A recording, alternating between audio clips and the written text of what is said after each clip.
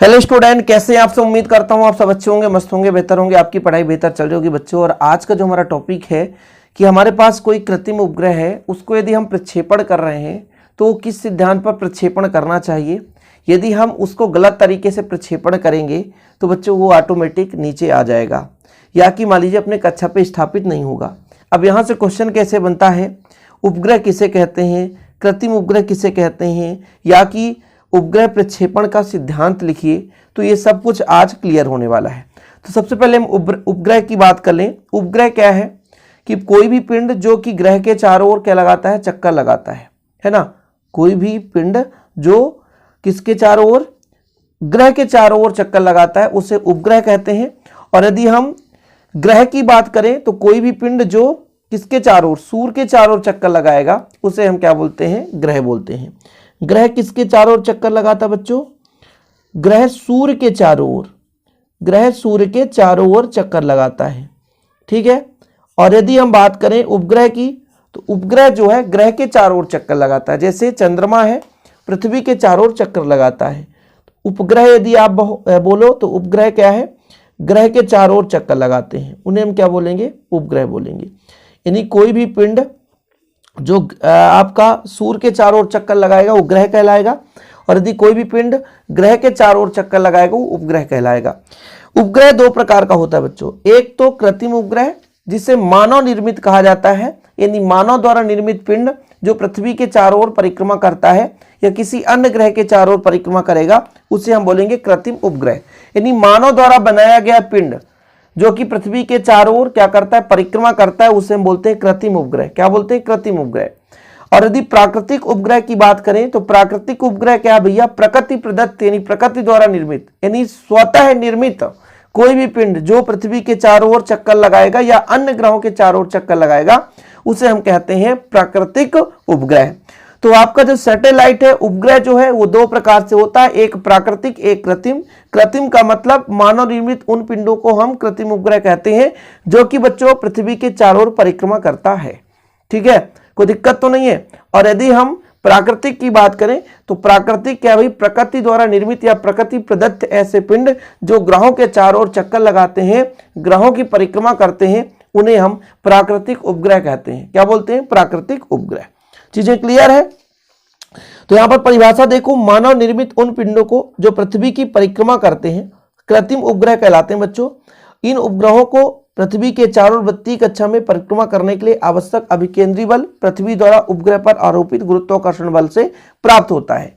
कोई भी पिंड जब वृत्तीय मार्ग पर गति करता है, जैसे मान लीजिए पिंड पृथ्वी के चारों ओर चक्कर लगा रहा है, तो उस पर एक अभिकेंद्री बल लगता है। अभिकेंद्री बल मतलब केंद्र की ओर लगने वाला बल, और ये जो अभिकेंद्री बल है वो गुरुत्वाकर्षण बल द्वारा प्राप्त होता है।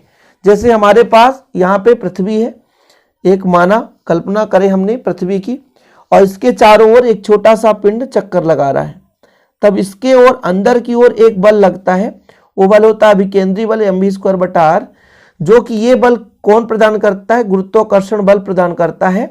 F = G/m बटा दूरी कितना है केंद्र से, r²। ये हमारा गुरुत्वाकर्षण बल है जो कि इस पिंड या उपग्रह को क्या करता है, अभिकेंद्री बल प्रदान करता है, जिसके फलस्वरूप जो आपका उपग्रह है वृत्तीय मार्ग पर गति करता है। ओके बच्चों, ये चीज क्लियर हो गया, ठीक। चलिए, उपग्रह प्रक्षेपण का सिद्धांत क्या है, हमें किस प्रकार से उपग्रह फेंकना चाहिए या मान लीजिए उपग्रह को भेजना चाहिए। एक चीज और मैं बता दूं, कक्षीय चाल। कक्षीय चाल किसे कहते हैं, इसकी परिभाषा जानना जरूरी है कि भाई जैसे हम किसी उपग्रह को यहां से प्रक्षेपित कर रहे हैं, यानी उपग्रह को यहां से भेज रहे हैं किसी निश्चित कक्षा में स्थापित करने के लिए, तो एक निश्चित चाल होगा, जिस चाल से ही यदि हम भेजेंगे तभी वो जाकर के कक्षा पे स्थापित होगा, तो उसी चाल को हम बोलते हैं कक्षीय चाल।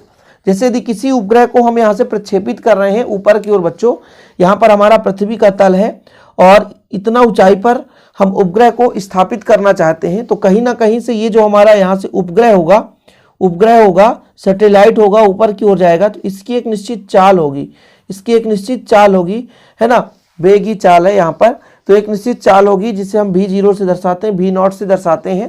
तो पृथ्वी के परितः मतलब चारों ओर किसी निश्चित कक्षा में किसी उपग्रह को स्थापित करने के लिए जो चाल आवश्यक होती है उस चाल को हम कहते हैं उपग्रह की कक्षीय चाल। कक्षीय चाल याद कर लीजिए परिभाषा कि भाई किसी भी उपग्रह की एक निश्चित चाल, जिस चाल से वो गति करता है, फलस्वरूप पृथ्वी के परिता वो किसी निश्चित कक्षा में स्थापित हो जाता है, वो चाल क्या है, उपग्रह की कक्षीय चाल कहलाती है। यानी उपग्रह को एक आवश्यक चाल, जिस चाल से चलने पर पृथ्वी के परिता किसी निश्चित कक्षा में वो क्या हो जाता है, स्थापित हो जाता है, वो चाल कहलाता है कक्षीय चाल। ठीक है, कोई दिक्कत तो नहीं है। चलिए, तो निम्नलिखित कौन कौन से स्मरणीय तथ्य हैं। पहला नंबर ये है कि यदि उपग्रह को दिया गया प्रारंभिक क्षैतिज वेग कक्षीय चाल से कम है, भाई क्षैतिज वेग मतलब नीचे से हम वेग देंगे उसको, तो यदि उसका वेग प्रारंभिक वेग कक्षीय चाल से कम है तो वह उपग्रह परवलयाकार पथ पर चलते हुए पृथ्वी पर नीचे गिर जाएगा। मतलब पृथ्वी तल से जाएगा। उपग्रह कैसा होता बच्चों, मान लीजिए यहाँ पृथ्वी तल है, यहाँ से उपग्रह को प्रक्षेपित किया गया यानी भेजा गया और उसका चाल कक्षीय चाल से कम है, तो उपग्रह पहले ऊपर की ओर जाएगा, उपग्रह पहले ऊपर की ओर जाएगा, लेकिन बाद में बच्चों क्या करेगा, ये परवलयाकार जाते हुए फिर से ये पृथ्वी पर गिर जाएगा। मतलब यदि इस उपग्रह का चाल कक्षीय चाल से कम है ना, कक्षीय चाल से कम है, यानी वेग जो है बच्चों वो कक्षीय चाल से कम है। ये कक्षीय वेग हो गया, कक्षीय चाल हो गया, और जो हमने इस उपग्रह को वेग दिया ये उसका वेग हो गया। तो जो वेग हमने दिया है वो कम है कक्षीय चाल से, फलस्वरूप वो जो हमारा एक प्रकार से उपग्रह है वो बच्चों वृत्तीय मार्ग पर गति करते हुए पुनः पृथ्वी तल पर वापस आ जाएगा। ओके, चीजें क्लियर है। यानी कोई भी हमारे पास यदि उपग्रह है उसको हम प्रक्षेपित करना चाहते हैं तो उसका वेग कक्षीय चाल के वेग से कम नहीं होना चाहिए। यदि कम हो गया तो वो पुनः पृथ्वी पर वापस आ जाएगा। दूसरा नंबर है, यदि उपग्रह को दिया गया प्रारंभिक क्षैतिज वेग कक्षीय चाल के बराबर है, दोनों बराबर हैं, तो भाई उपग्रह के चारों ओर वृत्तीय पथ पर परिक्रमण करना चाहेगा या करने लगेगा। यानी हमने कहा कि जिस हम उपग्रह का प्रक्षेपण करना चाहते हैं यदि उसका चाल कम है, कक्षीय चाल से उसका चाल या क्षैतिज वेग कम है, तो फिर वो परवलयाकार गति करते हुए पृथ्वी पर आ जाएगा। लेकिन यदि उसके बराबर है तो वृत्तीय पथ पर बढ़िया परिक्रमण करेगा। यदि उपग्रह को दिया गया प्रारंभिक क्षैतिज वेग कक्षीय चाल से अधिक है किंतु पलायन वेग से कम है, पलायन वेग तो वह न्यूनतम वेग है भाई जिस वेग से फेंके तो वापस आए ही ना, सीधे वो अंतरिक्ष में चला जाए, यानी पृथ्वी के गुरुत्वीय क्षेत्र को पार कर जाए। पलायन वेग तो आपने अच्छे से पढ़ा है कि एक निश्चित वेग जिस वेग से हम इस किसी वस्तु को फेंक दें या प्रक्षेपित कर दें तो पृथ्वी के गुरुत्वीय क्षेत्र को पार कर जाए, सीधा ऊपर चला जाए, वो वापस तल पर लौटे ही नहीं, तो वो जो वेग कहलाता है वो पलायन वेग कहलाता है। समझ रहे ना। लेकिन भाई साहब पलायन वेग से कम वेग हो और यदि प्रारंभिक वेग क्षैतिज वेग जो है आपका प्रारंभिक वेग या क्षैतिज वेग जिसे बोलते हैं कक्षीय चाल से थोड़ा सा अधिक हो और पलायन वेग से कम हो, हम उपग्रह को प्रक्षेपित करना चाह रहे हैं तो स्टार्टिंग में जो हमने उसको प्रक्षेपित किया तो यदि उसका क्षैतिज वेग कक्षीय चाल से अधिक है किंतु पलायन वेग से कम है तो वह दीर्घवृत्तीय पथ पर परिक्रमण करेगा। पहला नंबर क्या कहा कि यदि कक्षीय चाल से कम है तो गिरेगा भाई, आगे चल करके वो परवलयाकार गति करते हुए गिर जाएगा। दूसरा नंबर आपने क्या कहा कि उसका वेग यदि कक्षीय चाल के बराबर है तो चारों ओर वृत्तीय पथ पर परिक्रमण करेगा, सिंपल है। तीसरा नंबर आपने क्या सीखा कि यदि जो उसका कक्षीय चाल है क्षैतिज वेग जो क्षैतिज वेग है कक्षीय चाल से अधिक है, दूसरा नंबर था कक्षीय चाल के बराबर, तीसरा नंबर कक्षीय चाल से अधिक किंतु पलायन वेग से कम, तो दीर्घवृत्ताकार मार्ग पर गति करता है बच्चों। ठीक है, इसके बाद आपका अगला नंबर चौथा नंबर है कि यदि उपग्रह को दिया गया प्रारंभिक क्षैतिज वेग पलायन वेग के बराबर या उससे अधिक हो जाए तो अंतरिक्ष में चला जाएगा। तो ये सबको पता है कि भाई पृथ्वी का पलायन वेग है 11.2 किलोमीटर पर सेकेंड, 11.2 किलोमीटर पर सेकेंड, मतलब एक सेकेंड में 11.2 किलोमीटर यानी 11 किलोमीटर और 200 मीटर यानी 11,200 मीटर यदि वो गति करे, ठीक है, एक सेकेंड में, तो वो सीधा अंतरिक्ष को पार कर चला जाएगा भैया, गुरुत्वीय क्षेत्र को पार करेगा, अंतरिक्ष में चला जाएगा, क्योंकि भाई पलायन वेग के बराबर हो गया है। और पलायन वेग क्या है, वह न्यूनतम वेग है जिस वेग से किसी वस्तु को फेंक दिया जाए तो वह सीधा ऊपर चला जाए, वापस न लौटे। तो यही बच्चों कहलाता है उपग्रह के प्रक्षेपण का सिद्धांत। इन चार बातों का विशेष रूप से ध्यान दिया जाता है। ये हमारा कृत्रिम उपग्रह है, देखो ये हमारे यहाँ पर भैया लास्ट में इसका उपकरण लगा रहता है मेन उपग्रह का, बाकी ये सबके सब 3 ईंधन कक्ष है। पहले इस ईंधन कक्ष से ईंधन जलता है, जल करके धुआं जितना तेजी गति से पीछे की ओर निकलेगा ये जो उपग्रह है उतना ही ऊपर की ओर जाएगा। प्रत्येक क्रिया के बराबर एवं विपरीत प्रतिक्रिया होती है। न्यूटन के गति का तृतीय नियम भाई इसमें लागू होता है। यहाँ पर आपका ईंधन है, जल करके नीचे की ओर निकलेगा और रॉकेट ऊपर की ओर चलेगा। यही सिद्धांत लगता है बच्चों। गति के न्यूटन गति के तृतीय नियम के आधार पर ही गति यानी संचालित होता है। तो ये चीज बच्चों मुख्य रूप से ये 4 पॉइंट हमें तैयार रखना चाहिए। दिया गया कि उपग्रह प्रक्षेपण का सिद्धांत, तो इतना आप कर लेना।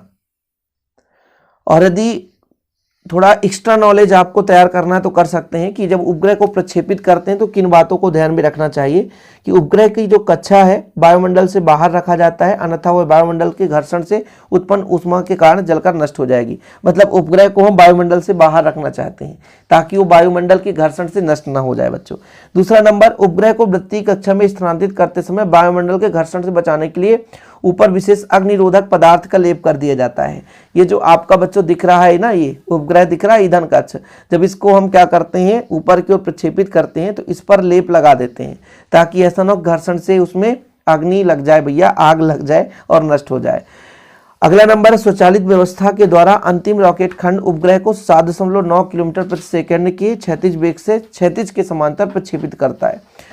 7.9 किलोमीटर कहने का मतलब ये जो लास्ट वाला ये जो उपकरण होता है जिसमें वास्तविक रूप से उपग्रह है, जो उपकरण से युक्त है बच्चों, उपकरण जिसमें है, तो वो लास्ट में कितना 7.9 किलोमीटर प्रति सेकंड से चलना चाहिए। पृथ्वी के चारों ओर उपग्रह केवल उसी कक्षा में परिक्रमा करता है जिसमें पृथ्वी का केंद्र सम्मिलित हो। ऐसा नहीं कि पृथ्वी का केंद्र ही ना पता चले, पृथ्वी का गुरुत्वाकर्षण ही बल ना लगे, तो फिर वो खत्म कहानी, बाहर चला जाएगा बच्चों। ठीक है, तो इस प्रकार से ये कुछ 4 बातें और याद में रखनी चाहिए। तो आज का हमारा वीडियो हो जाता है कंप्लीट। वीडियो पसंद आए तो लाइक करके शेयर करिएगा। ऐसी वीडियो पाने के लिए चैनल को सब्सक्राइब कर लें, बेल आइकन प्रेस कर लें। जय हिंद, वंदे मातरम।